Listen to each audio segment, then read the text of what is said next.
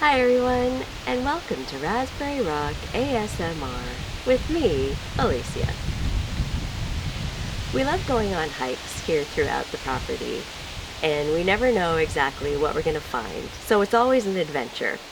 A few months ago, Russell and I went hiking through the eastern edge of the property, and we were looking at some of the birch trees, and we noticed something very interesting. We found this. And it is a piece of chaga. So for some of you, you might be wondering, well, what is chaga exactly? I thought today that I would take you on a journey as to what chaga is, its medicinal properties and benefits for you, and then we're going to make some tea out of it. So come along with me. What exactly is a chaga mushroom? Chaga is a tree rot or fungus with a black, burnt-like coating that grows mostly on birch trees. I did a little bit of research on this and found out that chaga can actually grow on the bark of birch trees found in northern Europe, Siberia, Russia, northern Canada, and Alaska. You can see that this piece of chaga is definitely in its raw form. Also, I wanted to mention that when we forged this piece of chaga, we were very mindful that we didn't cut off the chaga completely from the birch tree bark. You need to keep the integrity of the tree in mind, and certainly you need to be respectful of when you are foraging, that you leave some of the chaga behind so that way it can grow back. And we actually have gone back to some of the birch trees where we have discovered chaga, and we have seen it growing back. And it's also being respectful to the environment as well.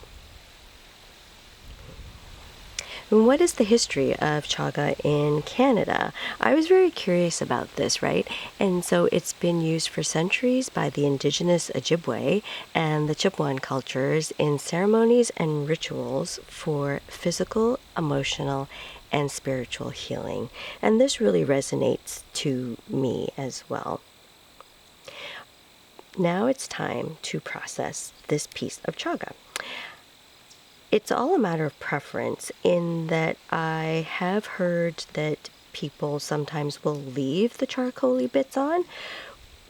For us, we take off the charcoal bits so that way we're left with just the smooth brown piece that we can then put in our tea. So if you want to remove the charcoal bits, I found this rasp that you can get in a hardware store. Love the sound that it makes.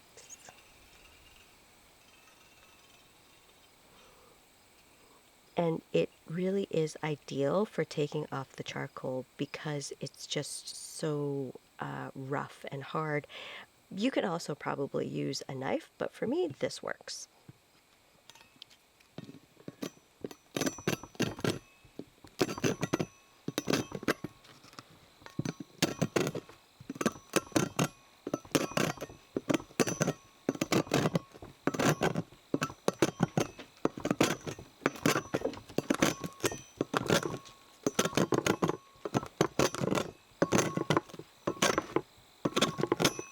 And see how you are now exposing the light brown colored bits.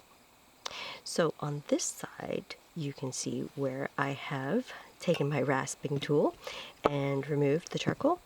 And essentially, what you're going to do is take a knife and you're just going to cut away some of the bits.